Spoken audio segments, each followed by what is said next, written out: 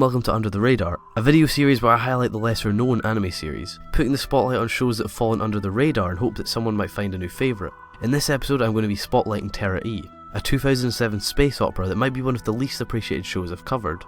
I seldom hear people discussing it, but regardless of its popularity, it's an absolute hidden gem with something to offer for pretty much everybody. So Terra E started off in the heyday of space operas, with the original manga beginning in 1977 and an anime film adaptation in 1980. And then after almost 3 decades of lying dormant, the manga was adapted again, but this time into a full TV series. This series, despite being only 24 episodes, has a lot of really interesting and well developed elements. The very basics of the story aren't extremely unique.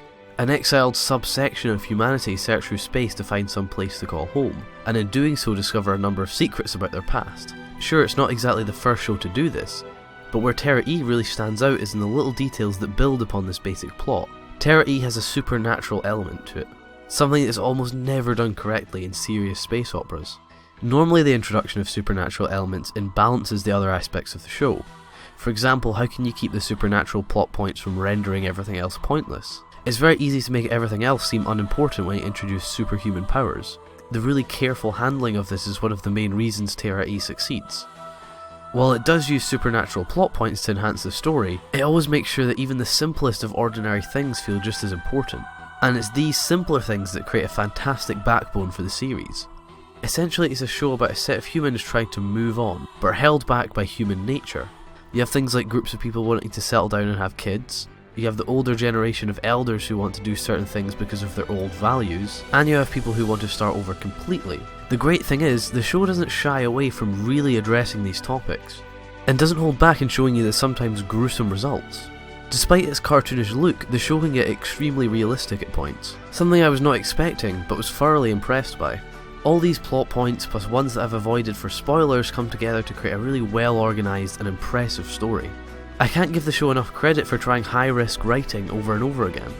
Another being time skips, a plot device that is rarely used properly. Normally it's just used as an excuse to easily develop and skip through parts of the story. But if done well, like in Terra E, it can have a fantastic effect. You need to make sure that the viewer doesn't feel disconnected after the time skip, and that time skip doesn't feel pointless. In Terra E, the show drastically changes in mood and focus after the time skips. This actually works much better than if they would have changed styles without a narrative reason. Overall, Terra E has a very ambitious but fulfilling story that does things that few anime have pulled off before. Now let's look at the character side of the story. To pull off a successful space opera, you need to have a big, interesting cast of characters with well spread out development. This is normally achieved with a high episode count, but how did Terra E handle this with just 24? Well, we're back to the great use of stylistic changes in the show. This part of the story mirrors into the characters. Like I mentioned about the politics of the characters, there are a lot of different types of characters, and a lot of changes to those characters as the series goes on.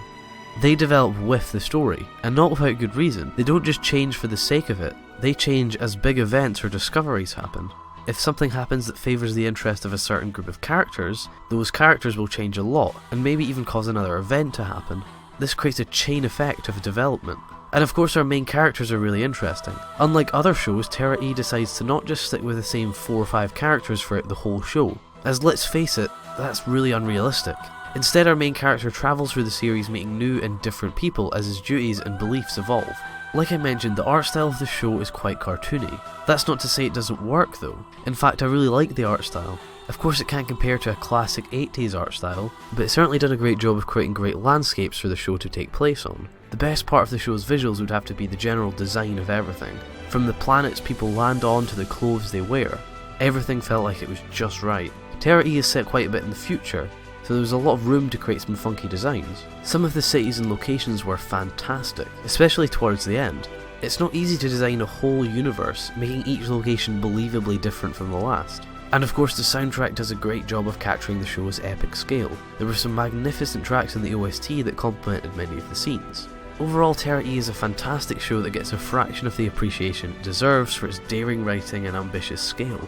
People underestimate how hard it is to include so many different clashing concepts into one anime, and keep it a solid viewing experience. I'd recommend Terra E to everyone just for one single aspect of the show, the characters, the politics, the art direction, but when they all come together, this is a series nobody should miss out on. Whether you're a fan of classic space operas or modern anime, this show is a mix of the two, and can be appreciated by everybody. So if you want to check out more shows from Under the Radar, you can click on the screen. And remember to click the like button and subscribe. Also, if you have a show you want me to cover in the future, please post them in the comments.